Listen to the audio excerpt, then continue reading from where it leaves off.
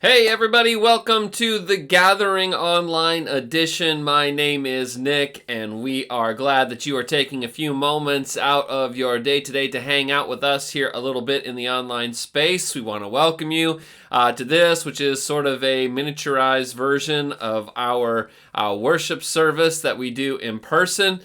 This group is really a merging of two groups that have come together, two different groups from different backgrounds and styles and ways of doing things that have discovered that there's some things that we had in common as our core values that were more important than our differences, and two groups that have been learning how to value and cherish the things that are meaningful to the other group. And it's been a really fantastic experiment as these two churches have come together. And so that's sort of what you're stumbling into here. We call this thing that we do the gathering. It is really the meaning of the word that gets translated as church in your New Testament Bible. That word church, it really just means a gathering of some kind, and that's sort of who we are. We come from a lot of different walks and backgrounds and histories and even ways of thinking, but we gather together. And there's something beautiful about the way people can come together, even with differences, to come around and gather around some shared commonalities. And so that's who we are as a group. Now, if you're interested to learn a little bit more about us, of course, a great way to do that is on the internet. Yeah, we have a website, everettgathering.com, and you can go there and you can read a little bit more about our story, and you can read through those core values that are listed there on the website, so you know the type of stuff that draws us all together as one. Now, we usually like to introduce ourselves with two words. I'll do that here today. Those of you who are part of this pretty regularly, you could probably do this for me, but there's always new people kind of checking things out here, and so we like to make sure that we take just a moment to kind of, in brief, explain a little bit about who we are, and we use two words to do that. The first word we use to describe ourselves is cautious. We use this word. We know it's kind of a weird word maybe for some churches to use about church itself, but that's what we're referring to here. Many of us grew up around religion, even in homes where religion was very important, and we've seen religion used in some ways that's very helpful, positive, good, and inspiring. But many of us have also seen religion used in some ways that's not so inspiring. Many of us personally, or people that we care about deeply, have been hurt or harmed by religion, and we have seen in life that religion can quickly go off the rails and become toxic or exclusionary. And so we find ourselves in this group, just kind of broadly speaking, to be sort of cautious about organized religion. Now, some in our group would even go so far to say as they're skeptical of organized religion. Now, I say all that to point out, obviously it's weird that we are a organized group of religious people, right? That's just by definition what a church is. And yet here we're saying that we're cautious or skeptical of it. And I know those two things sound like they're opposites of one another, and in a certain sense they are, but we think that that's actually a really good tension for us to live in. If we are going to be a group of organized religious people, then let's also be cautious about it, and perhaps that will help us make less mistakes along the way. Now, the other word we use to describe ourselves is curious, and by that we mean we like to ask a lot of questions, all right? We're just a group that's full of questions, and many of us came from other groups where a certain level of asking questions was okay, but beyond that, it wasn't expected, really tolerated, or humored. And so many of us left those environments because, well, we're just a curious bunch of people. And so to be curious means you have to be a little bit humble, right? I mean, you have to assume that you don't have all the answers to everything. And so that's sort of our default position. We assume we don't have the answers to everything, that there's other people around us who may have something to teach us that we don't already know. And so we like to be unusually curious about things, whether it's other people or the Bible text or even our way of thinking about things. We often have to challenge ways of thinking and believing that have been handed down to us in order to discover if maybe there are some better ways of thinking or believing. So that's in general what we mean by these two words, cautious and curious. And if you are interested in learning a little bit more about this group, because those two words have piqued your interest, I would suggest this is actually a good group to check out in that case. Okay, that is just a little description of who we are. Today, we got something kind of fun and new that's happening. We're starting a new series today called Table Settings, and we're going to be going through the Gospel of Luke, and we're going to be looking at all the places where Jesus is eating. And spoiler alert, in Luke, Jesus is always eating. Okay, I mean, meals define this gospel. So we're going to be looking at that here, and we're going to be getting to that in a little bit. But before we get to that, we're going to do a little bit of singing. Billy, our worship leader, is going to come on the screen.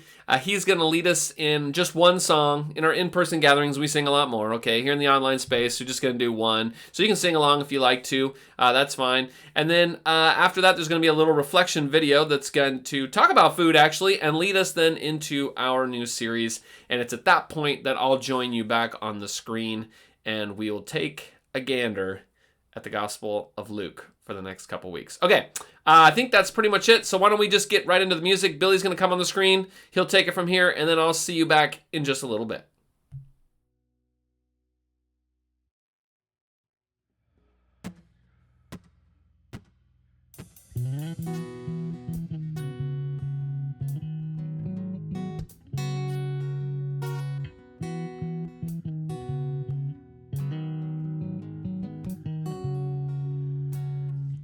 All things are possible when we believe. All chains are breakable when we receive Yahweh. You keep your promises. If you said it, we believe it. If you said it, we believe it. If you said it, we believe it. Yeah. Show a man of your word. If you said it, we believe it. Oh, yeah. If you said it, we believe it. Yeah. Show a man of your word. All things are possible when we believe.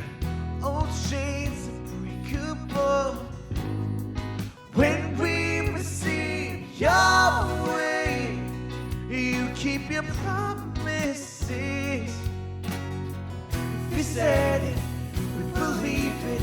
If you said it, hey, if you said it, we believe it.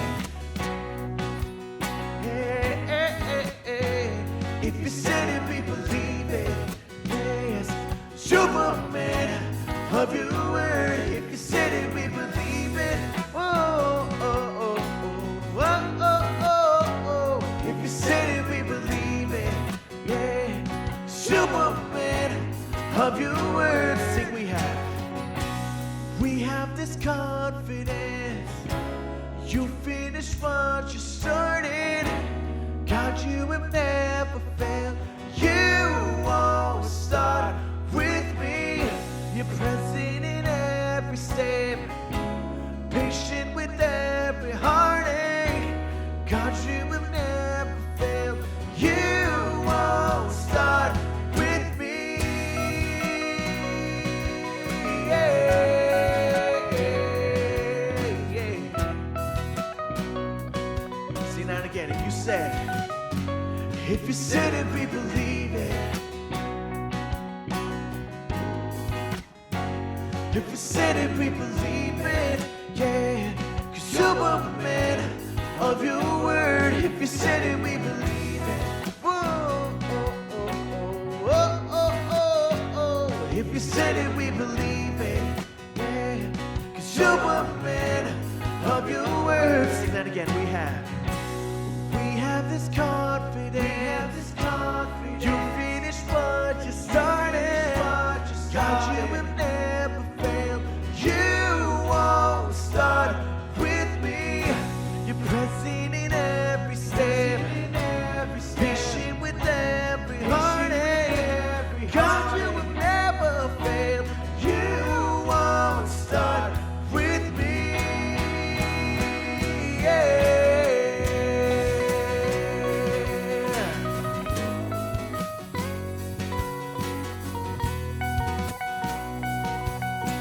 Time if you said it. If you said it, we believe it. Yeah, if you said it, we believe it. Come on, 'cause you're a man of your word. If you said it, we believe it. Whoa, oh, oh, oh, oh, oh, oh. If you said it, we believe it.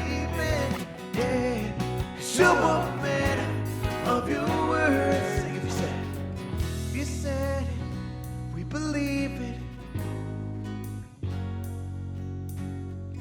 If you said it, we believe it. If you said it, if you said it, we believe it. If you said it, you said it. If you said it, we believe it.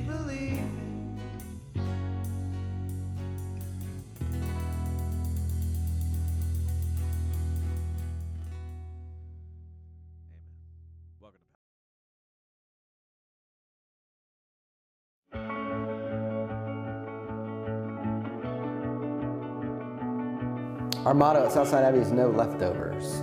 We mean that in terms of food and people, because we use the dinner church model, and it's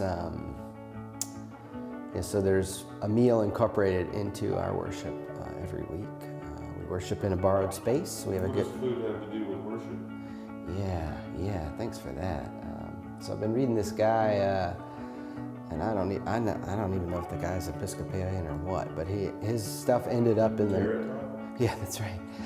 His stuff ended up in the most unfortunately named treatise, Liturgical Studies 4.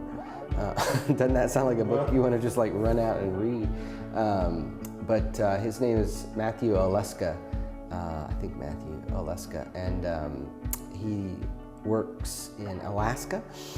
And so in Alaska, you've got First Nations folks and you've got Russian Orthodox folks. So I think he's borrowing from both for this.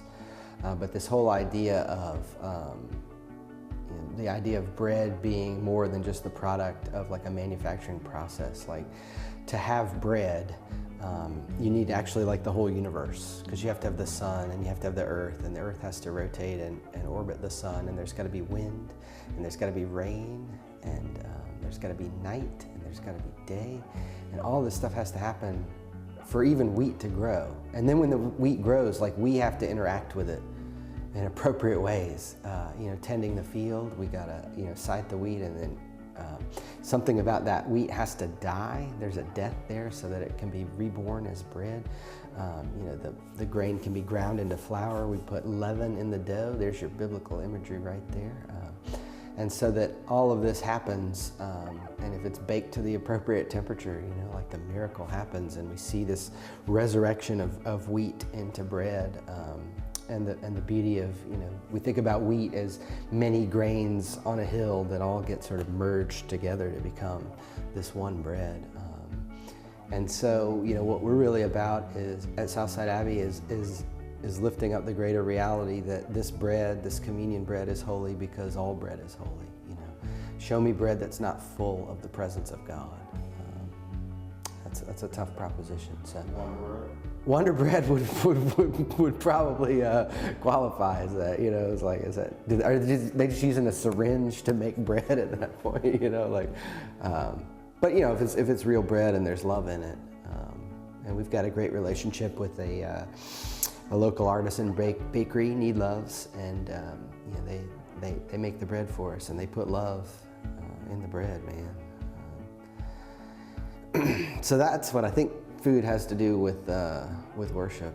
It's opening our eyes to the possibility that God is not only in food all around us.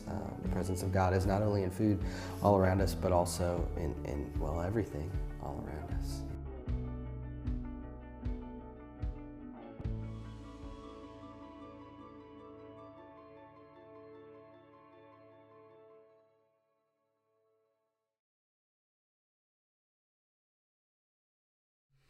Oh, love that video there. That's great. Love that thing he said right at the very beginning in their ministry there. They don't believe in leftovers, not in food or people. Wow, that is really beautiful, and that's some of what we're going to actually be talking about today.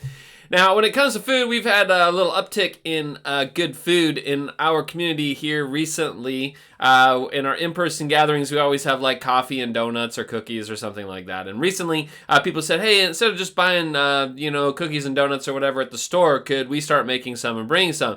And so we're like, sure. So we created this like the little sign-up sheet, and people have started making all these donuts and cookies, and I mean, just incredible stuff, and bringing it on Sunday mornings. And it has just been amazing.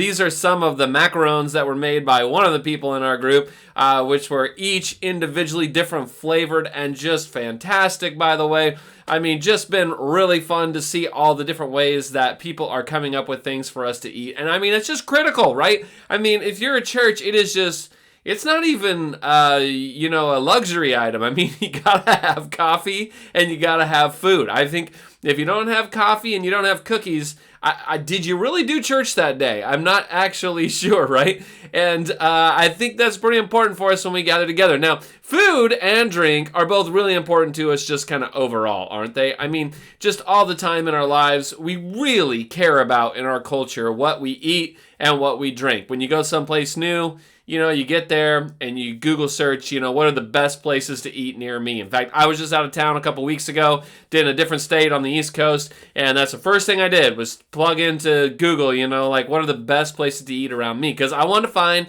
some place that was just kind of authentic and to the region, and just had some of the best places to eat. I mean, it was one of the first things I thought about. It's not just that we look for cool places to eat, but even the things that we do for entertainment often have to do with eating. I mean, there are just so many shows about cooking and about food. I mean, maybe my favorite of all time is Diners, Drive-Ins, and Dives. I mean, if it's on TV, I just stop on it all the time, right? But there's so many of them, Top Chef or the Great British Bake Off or Chopped. I mean, there's just a bunch of them. In fact, we have a whole network devoted to food, right? The Food Network. I mean, even our entertainment is kind of around it. And then, of course, we have all sorts of social media and apps to go with it too, right? I mean, we love to post about the food that we're eating. We love to rank and rate the food that we're eating. And so we'll take out our phone and we'll Instagram whatever meal we've got, or we'll open up Yelp and we'll score, however the meal was. There's even an app for beer called Untapped where you can post the picture of the beer that you're drinking and rate it all together. So food and drink is just really, really important to us. And what I like us to recognize here for the next few weeks is that it was really important in Bible times too. There's a lot of stuff in the Bible that's actually centered around food. I mean, think about this. I mean, there's a lot that has to do with food in the Bible. All sorts of Jewish traditions and teachings often took place around food. I mean, probably the best example of this would be Passover, right? A Passover meal, a whole meal where sort of worship and teaching were surrounding the elements of the meal. In fact, even what we do today called communion was originally not just a little cracker and a little, thimble of juice. It was originally a meal that was shared among the early church. And so food and church just kind of go hand in hand, which brings us to a new series that we're starting today called Table Settings, Eating and Drinking Through the Gospel of Luke. Now, for the next few weeks, we're going to be taking a tour through the Gospel of Luke. There's 4 Gospels, right? Matthew, Mark, Luke, and John. And we are going to be making our way through Luke, and we're going to be noticing all the places where Jesus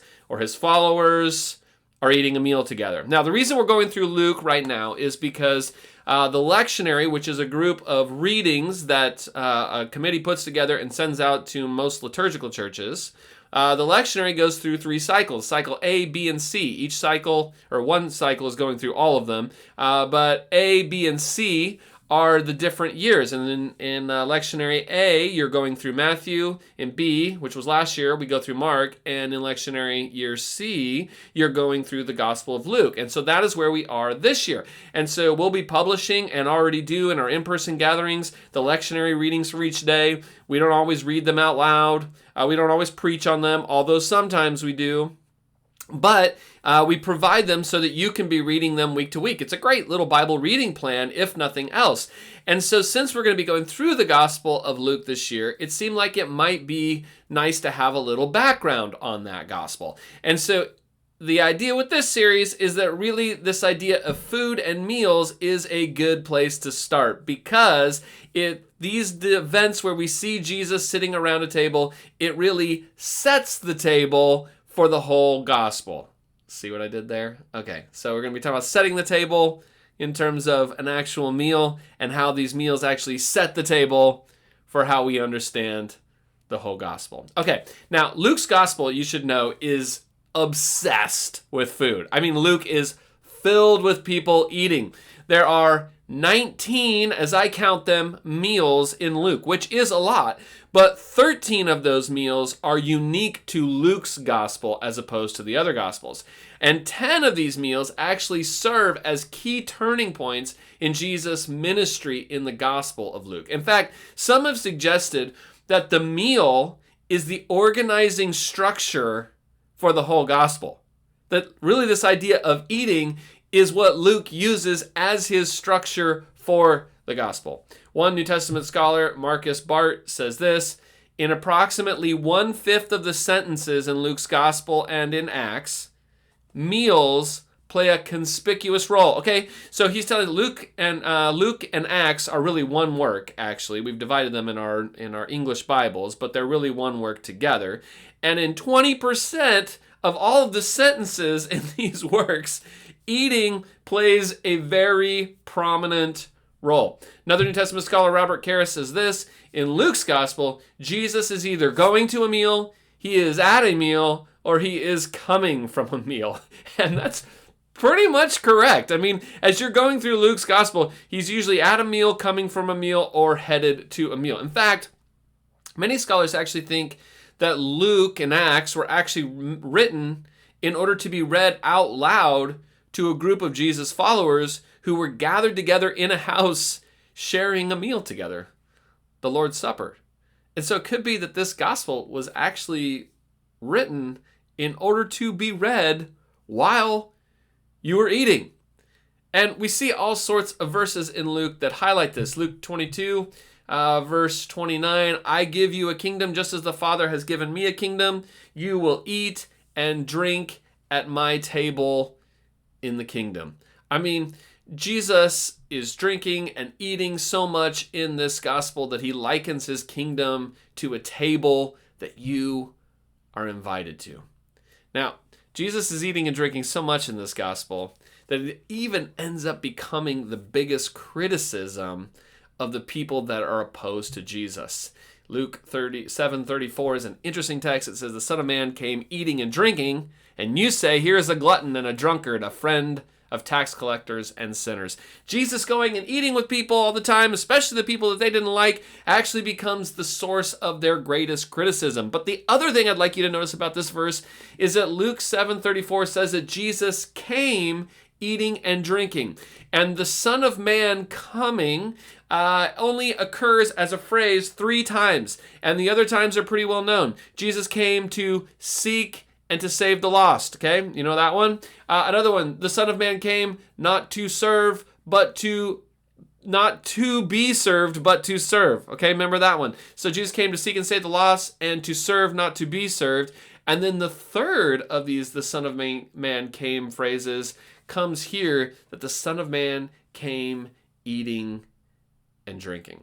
So, it is what defines Jesus in Luke's gospel, and so we are going to eat and drink our way through the gospel of Luke. And it turns out there's actually a lot that we can learn about from the table conversations of Jesus. It becomes actually a very good overview of the gospel of Luke. So, couple goals for this series as we get into it. Okay, a couple things that we hope that this series will do for us, other than just introduce us to Luke's gospel. We'd kind of like to get a sense of what Luke's gospel is all about as we're reading these texts in our lectionary readings throughout the year. But a couple other goals in going through this series. The first one is this: we want to learn more about Jesus. We want to learn more about who he is and what it means to actually follow him. What is this kingdom that he's talking about all about? How is it likened to a table, and how might that apply to us? What does Jesus do, not just what does Jesus say? And then, of course, ultimately, how do we then become people who look more like Jesus? Now, these meals actually really help us to learn about Jesus, because meals in Luke's gospel are teaching moments. They're occasions for kingdom dynamics, for the experience of redemptive realities. They're occasions sometimes for healing. There's sometimes moments of hospitality. They're for fellowship, and sometimes for celebration.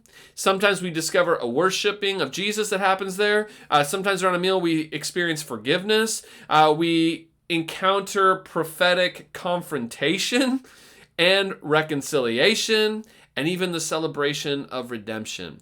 And so a lot happens around these meals where Jesus is using food as a way to set the table for teaching and discipleship in order to teach about the way of the kingdom. Now, Luke is going to give us a lot of insight here into the person of Jesus surrounding these meals.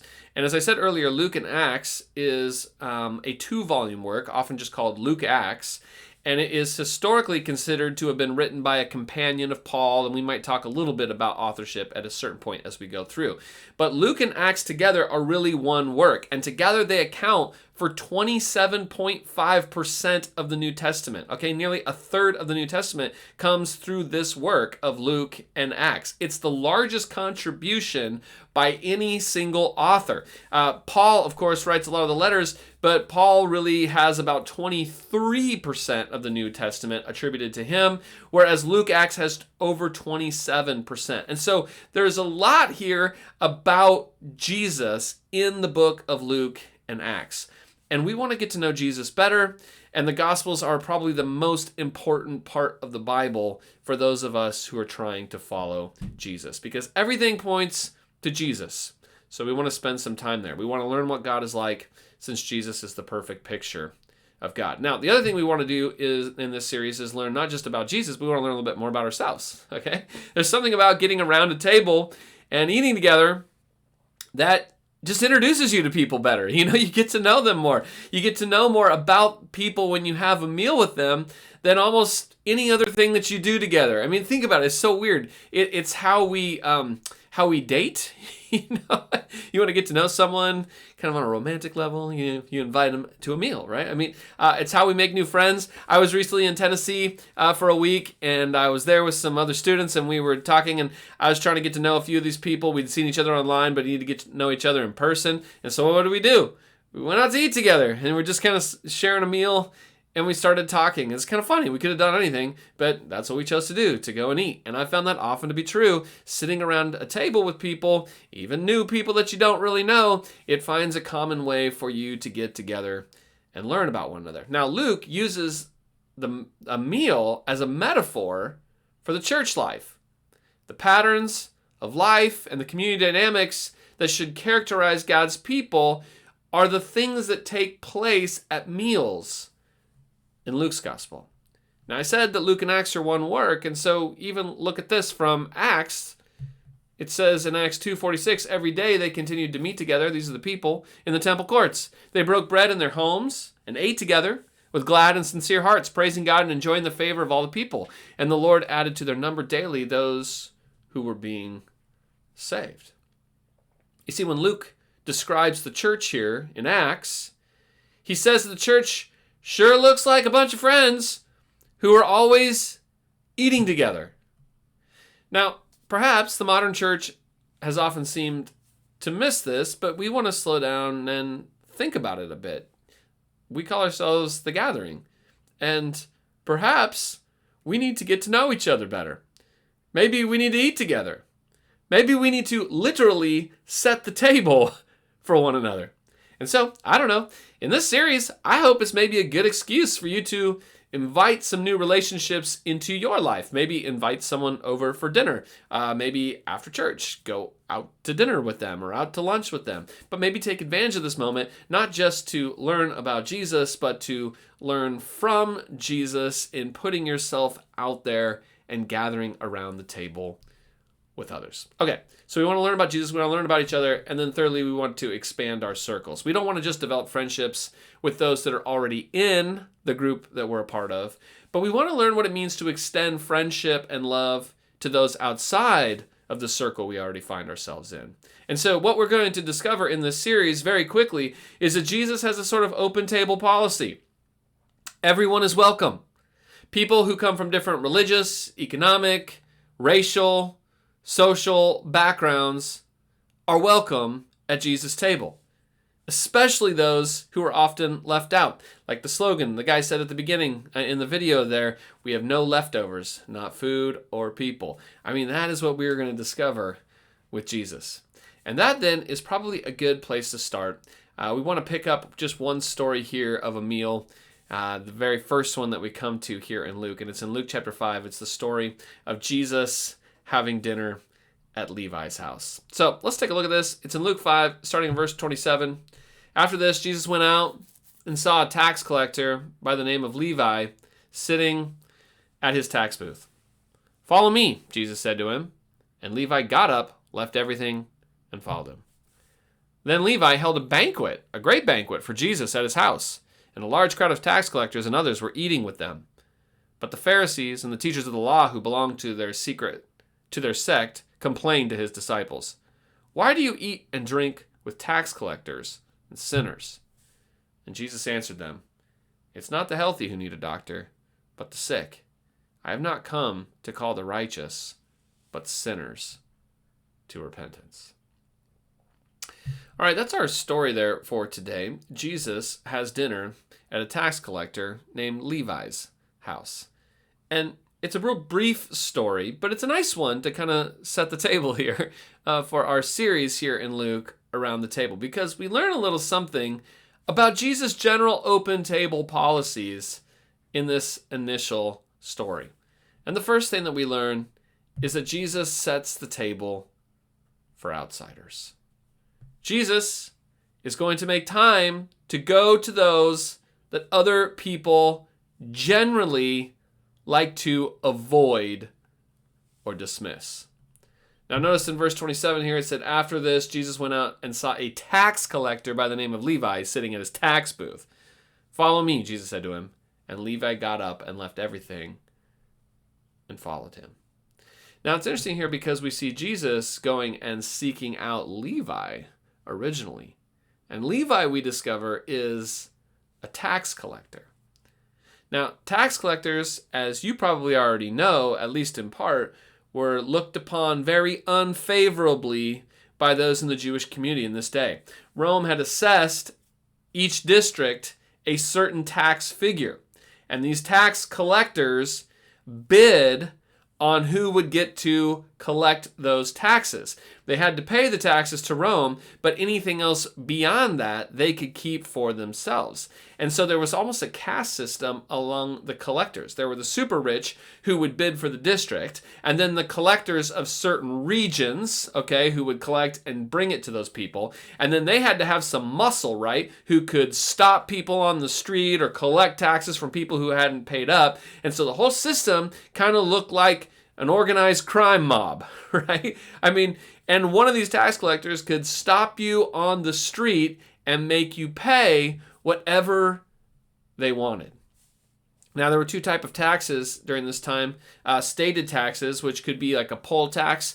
There was a tax for men anywhere from the age of about 14 to 65 and women from 12 to 65. And in these taxes, you paid just for the privilege of existing, all right? I mean, it's like you're alive, you got to pay a tax, okay? Then there was a ground tax. It was like 1/10 of everything you grew on your land, your ground, whether it was wheat or wine or oil or whatever else it was. And you could pay with the produce itself, or you could convert it, you could sell it to money, and you had to pay 1/10 of that. Then there was an income tax, which was 1% of every worker's salary. And then there were taxes that were not stated taxes, but were duties. And these were duties that were paid for using roads and harbors and engaging in marketplaces. There was tax for transportation, like carts. Each wheel of the cart would be taxed, and the animal pulling it would be taxed, assessed a tax for that animal.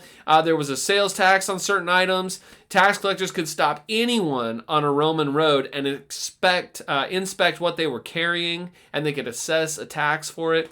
And if a person didn't have enough to pay for the tax collector, well, they'd help you out. They'd just create a nice loan for them at a very high interest rate.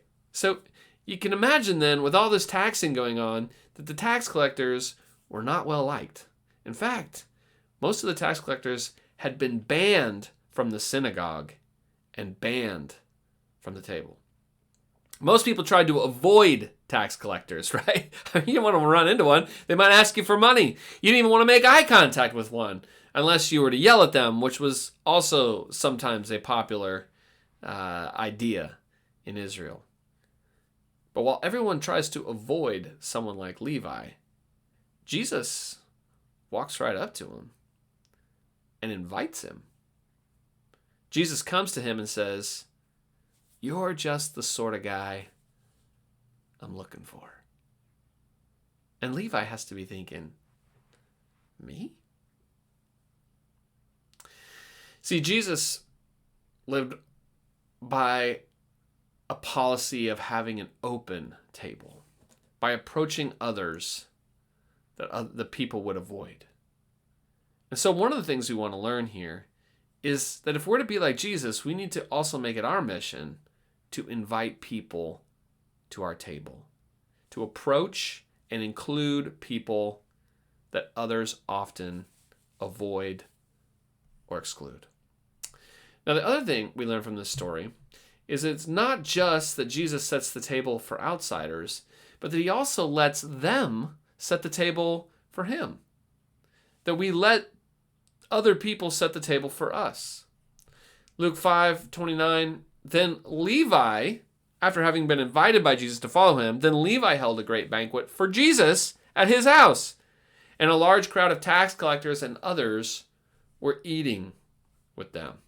So what we see here is now that Jesus has come and connected with Levi and invited him to participate in his life, Levi now returns the favor and is going to throw a party for Jesus, okay? And he invites Jesus to come to this party at his house, and Jesus accepts and shows up to this tax collector's party. Now, this is going to be kind of a controversial thing, so you should probably understand something here about tax collectors' parties and their feasts, all right? It's kind of a well-known thing in the ancient world. These parties could last for hours. I mean, they could last like 10 hours.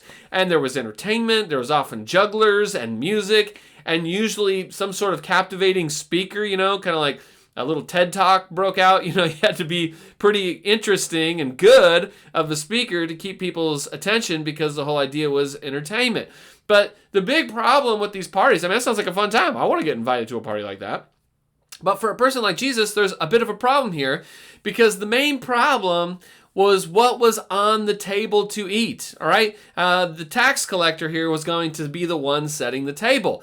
And the big problem was that there were some things that were set out on the table to eat at a tax collector's problem that good, faithful Jews would not eat. You see, these meals at a tax collector party were not kosher. Sorts of things that Jewish people weren't supposed to eat, pork and shellfish and things like this. But tax collectors, at their parties, they did not have kosher meals. There were no religious people there to tell them that they couldn't. And so they had every type of food available. And this is why the Pharisees couldn't believe that Jesus would eat with them. Jesus, don't you know what kind of food they're eating here? Now, the other problem with these tax collector parties is not just the food that was on the table, but the company that they kept.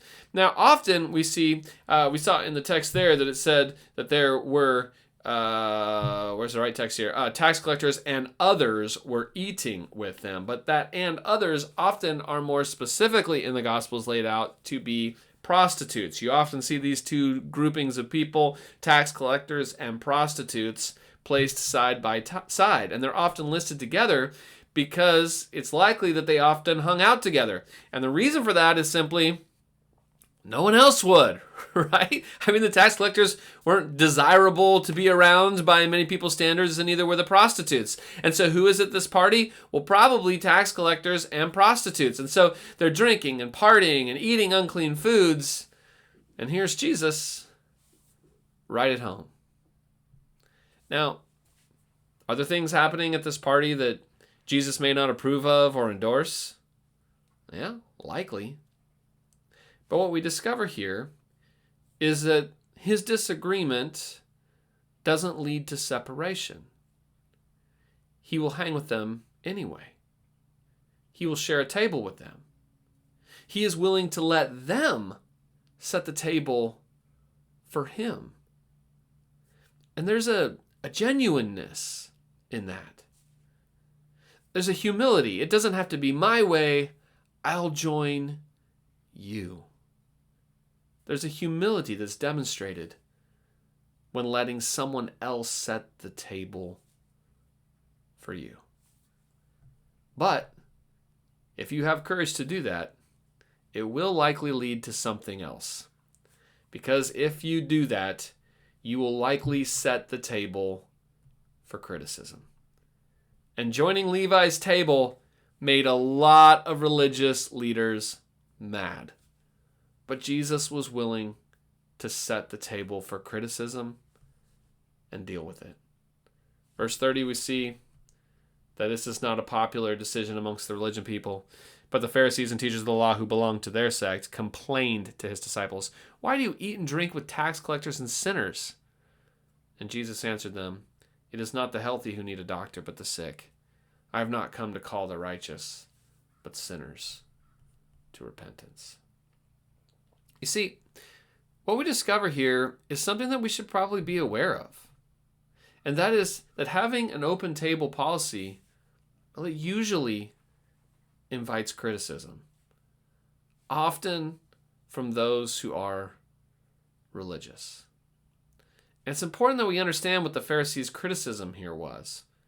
You see, for these teachers of the law, they saw sin as contagious, kind of like germs. And if someone lived in sin, well, you better be careful not to be around them because you might catch it.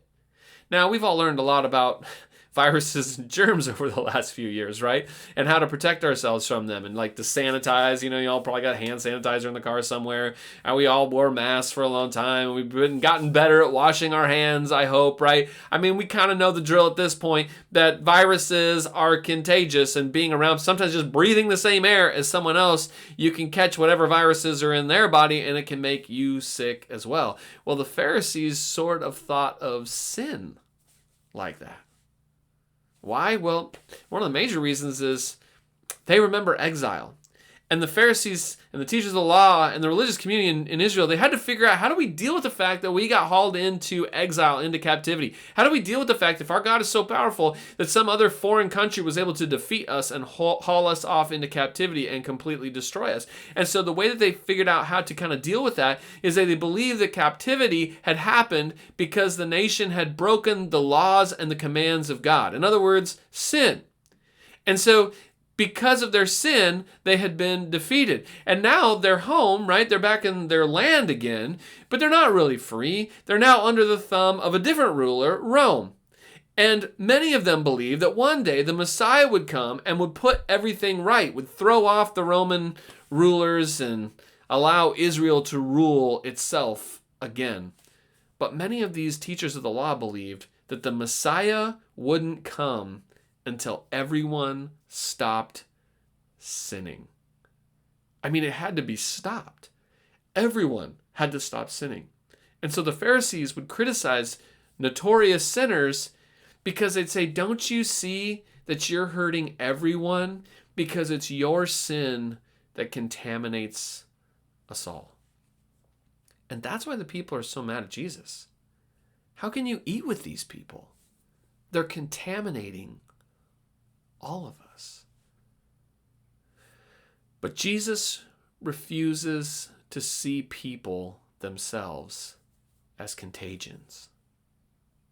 By sharing their table, he refuses the assessment that other people in and of themselves are like viruses. He may not agree with them on everything, but he won't quarantine them out of his life. It's a belief that Jesus has that love spreads more infectiously than shame.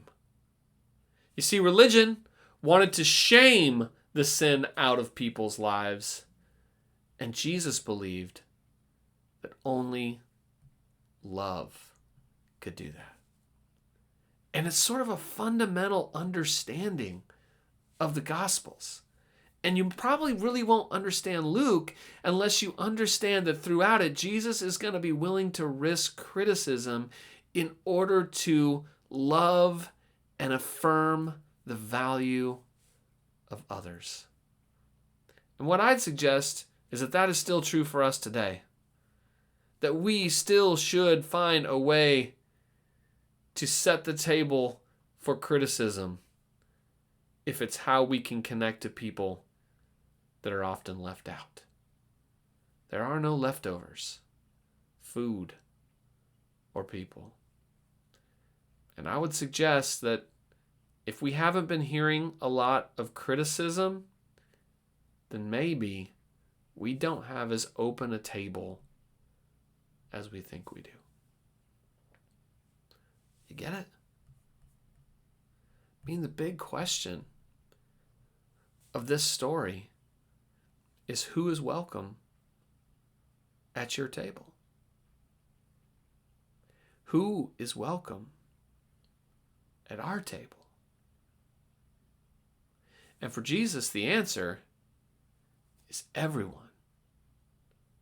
There's no leftover food, and there are no leftover people. Well, we're about to go to the table. We like to celebrate communion each week, and in our in-person gatherings, we supply all the things that you need for that, some bread and the cup. But if you'd like to participate here in the online space, we're going to have a little video that's going to play in a moment. It's a reflective video, and you can just let it play. You could pause it if you need a little bit more time, but maybe you need to just gather together a couple items that you could use to participate in communion. You'll need something for the bread. It could be a little piece of bread. It could be a little cracker or something that would work. And you'll need something for the cup, which could be a little bit of juice, or it could be a little wine left over from last night's meal. But if you want to get those things on hand, today what we want to do is gather around our table as a community. And here in the online space, of course, it's not a tangible table that we're all gathered around, but you should know that at this moment, there are other people all around the world who at some point are gathering together in order to take this miniaturized version of a meal together. And what you should know as you come to this table is that all are welcome around it. Because it's not even really our table. It's Jesus' table. And so, today, if you have that element, I would offer you the bread. And I would tell you that it is the body of Christ broken for you. And it is. And I would offer you the cup. And I would tell you that it is the blood of Christ shed for you. And it is. And you are invited to take these elements today to participate in, invited to the table in order that you might participate in the eternal quality of the life of Jesus. This is the table, not of the church, but of the Lord. And this table, it is ready for those who love him and for those who want to love him more. And so I invite you to this table today, whoever you are, wherever you come, I invite you to the table. So come, you who have much faith and you who have little. You who have been here often and you who have not been here long. You who have tried to follow and you who have failed. Because it is the resurrected one who invites you and meets you here. And all are welcome at his table. Amen. Amen. Let's allow that to be our prayer today, and let's go to the communion table. You can take that communion elements whenever you're ready, and I'll see you back on the screen in just a few moments, and we'll wrap up with some announcements. Let's go to the table.